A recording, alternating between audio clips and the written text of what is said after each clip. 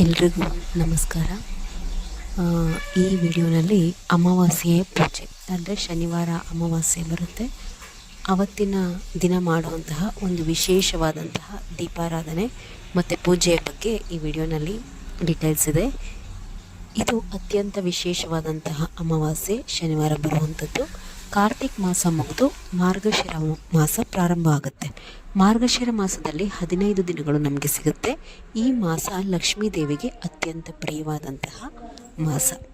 ಈ ಅಮಾವಾಸ್ಯೆಯಂದು ಏನು ಮಾಡಬೇಕು ಅಂತಂದರೆ ನಾವು ಕಳಸವನ್ನು ಇಟ್ಟು ಪೂಜೆ ಮಾಡಬೇಕಾಗತ್ತೆ. ಅಮಾವಾಸ್ಯೆ ಪೌರ್ಣಮಿನಲ್ಲಿ ನಾವು ಕಳಸ ಇಡುವಂಥ ಪದ್ಧತಿ ಇಲ್ಲ, ಶುಕ್ರವಾರದೊತ್ತು ಇಡ್ತೀವಿ ಅಂದರೂ ಪರವಾಗಿಲ್ಲ. ಈ ಅಮಾವಾಸ್ಯೆಯಂದು ಮಾತ್ರ ನೀವು ಮನೆಯಲ್ಲಿ ಕಳಸ ಇಟ್ಟು ಪೂಜೆ ಮಾಡಿ, ಬಹಳ ಒಳ್ಳೆಯದು. ಯಾವ ರೀತಿ ಅಂತಂದರೆ, ಏನು ಮಾಡೋದ್ರ ವಿಶೇಷತೆ ಅಂತಂದರೆ ಅಮ್ಮನವರ ಅನುಗ್ರಹ ನಮಗೆ ಲಭ್ಯ ಆಗುತ್ತೆ ಅಂಥೇಳಿ.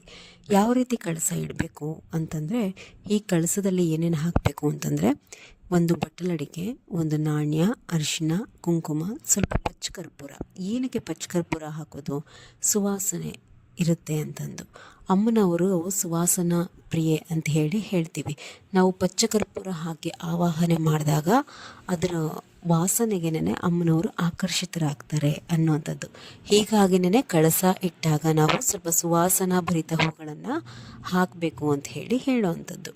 ಒಂದು ಬಟ್ಟಲಡಿಕೆ, ಒಂದು ಯಾವುದಾದ್ರೂ ಸಹಿ, ನಾಣ್ಯ, ಅರಿಶಿನ, ಕುಂಕುಮ, ಒಂದು ಹೂವನ್ನು ಹಾಕಿ 5 ವೀಳ್ಯದೆಲೆಗಳನ್ನು ಬಳಸಿ ಕಳಸವನ್ನು ನಾವು ಸಿದ್ಧ ಮಾಡ್ಕೋಬೇಕು. ಆ ಕಳಸಕ್ಕೆ ಬರೀ ಕಳಸವನ್ನು ಹಾಕಬಾರ್ದು. ಅದು ಅರಿಶಿಣದ ದಾರವನ್ನು ಮಾಡಿ ಅದಕ್ಕೆ ಒಂದು ಮಾಂಗಲ್ಯ, ಅರಿಶಿನ, ಕುಂಕುಮ ಎಲ್ಲವನ್ನು ಸಹ ಹಾಕಿ ಕಳಸವನ್ನು ಸಿದ್ಧ ಮಾಡ್ಕೊಳ್ಳಿ. ಈ ಕಳಸದ ಅಕ್ಕಪಕ್ಕ 2 ತುಪ್ಪದ ದೀಪಗಳನ್ನು ನೀವು ಹಚ್ಚಬೇಕಾಗುತ್ತೆ. 2 ತುಪ್ಪದ ದೀಪವನ್ನು ಹಚ್ಚಿ ಸಂಪೂರ್ಣವಾದಂತಹ ಲಲಿತಾ ಸಹಸ್ರನಾಮವನ್ನು ಪಾರಾಯಣ ಮಾಡಿ. ಅಮಾವಾಸ್ಯೆ ದಿನ ನೀವು ಈ ಲಲಿತಾ ಸಹಸ್ರನಾಮವನ್ನು ಪಾರಾಯಣ ಮಾಡೋದ್ರಿಂದ ಮನೆಯಲ್ಲಿ ಯಾವುದೇ ರೀತಿ ನಕಾರಾತ್ಮಕ ಶಕ್ತಿಗಳಿದ್ರೂ ಬಹಳ ಬೇಗ ಅದರಿಂದ ನೀವು ಹೊರಗಡೆ ಬರ್ತೀರ. ಲಲಿತಾ ಸಹಸ್ರನಾಮ ಪಾರಾಯಣ ಮಾಡಿ. ಕಳಸಕ್ಕೆ ಆದಷ್ಟು ಸುಗಂಧಭರಿತವಾದಂತಹ ಹೂಗಳಿಂದ ಅಲಂಕಾರ ಮಾಡಬೇಕು. ಆದಷ್ಟು ಗೋಧಿ ನುಚ್ಚಿನಿಂದ ಮಾಡಿದಂತಹ ಪಾಯಸವನ್ನು ನೈವೇದ್ಯ ತೋರಿಸಿ. ಇದು ಅಮ್ಮನವರಿಗೆ ಪ್ರಿಯವಾದಂತಹ ನೈವೇದ್ಯ. ಸಂಪೂರ್ಣವಾದಂತಹ ಅಮಾವಾಸ್ಯೆ ಇರುವಂಥದ್ದು ಶನಿವಾರ, ಆದ್ದರಿಂದ ಅವತ್ತೇ ಕಳಸವನ್ನು ಹೂಡಬೇಕು. ಮತ್ತು ಆ ತಾಯಿಗೆ 3 ಅಥವಾ 5 ಬಗೆಯ ಹಣ್ಣನ್ನು ಇಟ್ಬಿಟ್ಟು ಕಾಯಿಯನ್ನು ಹೊಡೀರಿ. ಇದು ಪೂಜೆಯ ವಿಧಾನ. ಇದು ಎಲ್ರಿಗೂ ಸಹ ತಿಳಿದೇ ಇರುತ್ತೆ.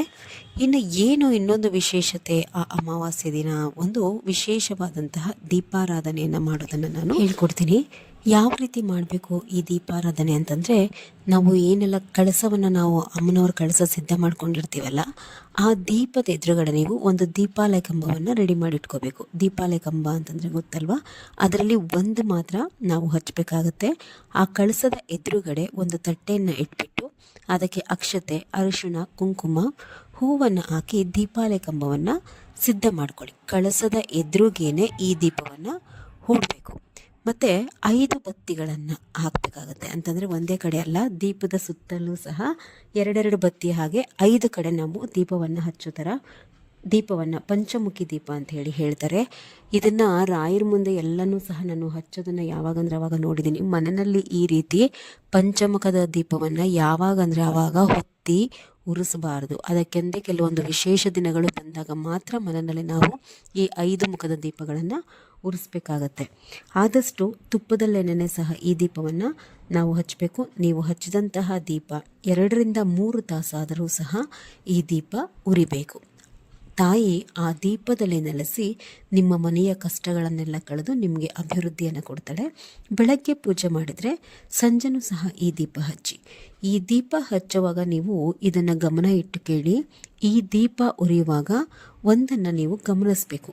ಈ ದೀಪ ಹಚ್ಚಿದ ತಕ್ಷಣ ದೇವರ ಮನೆಯಲ್ಲಿ ಯಾವುದೇ ಫೋಟೋಯಿಂದ ಎಡಗಡೆ ಭಾಗದಲ್ಲಿ ಹೂಪ್ರಸಾದ ಆಗುವಂತಹದ್ದು, ಅಥವಾ ದೀಪವನ್ನು ಹಚ್ಚುವಾಗ ಅದು ಚಟಪಟ ಅಂತ ಹೇಳಿ ಶಬ್ದ ಮಾಡುವಂಥದ್ದು, ಎಷ್ಟು ಹಚ್ಚಿದ್ರೂ ಸಹ ಹತ್ತದಲ್ಲೇ ಇರುವಂಥದ್ದು ದೀಪ, ಅಥವಾ ನಾವು ಹಚ್ತಾನೆ ಇದ್ದೀವಿ ಆರೋಗ್ತಾನೆ ಇದೆ ಅನ್ನುವಂಥದ್ದು, ಇದರಲ್ಲಿ ಯಾವುದಾದ್ರೂ ಆಗುತ್ತಾ ನೋಡ್ಕೊಳ್ಳಿ. ಆಮೇಲೆ ಈ ದೀಪ ಉರಿಯುವಂತಹ ಸಂದರ್ಭದಲ್ಲಿ ಮನೆಯ ಯಾವುದೇ ಸದಸ್ಯರು ಕೋಪ ಮಾಡ್ಕೊಳ್ಳೋದು, ಅಂದರೆ ಅನವಶ್ಯಕವಾಗಿ ರೇಗಾಡೋದು, ಕೂಗಾಡೋದು, ವಿಚಿತ್ರವಾಗಿ ಆಡ್ತಿದ್ದಾರೆ ಅನ್ನೋವಂಥದ್ದು ಏನಾದರೂ ಇದೆಯಾ?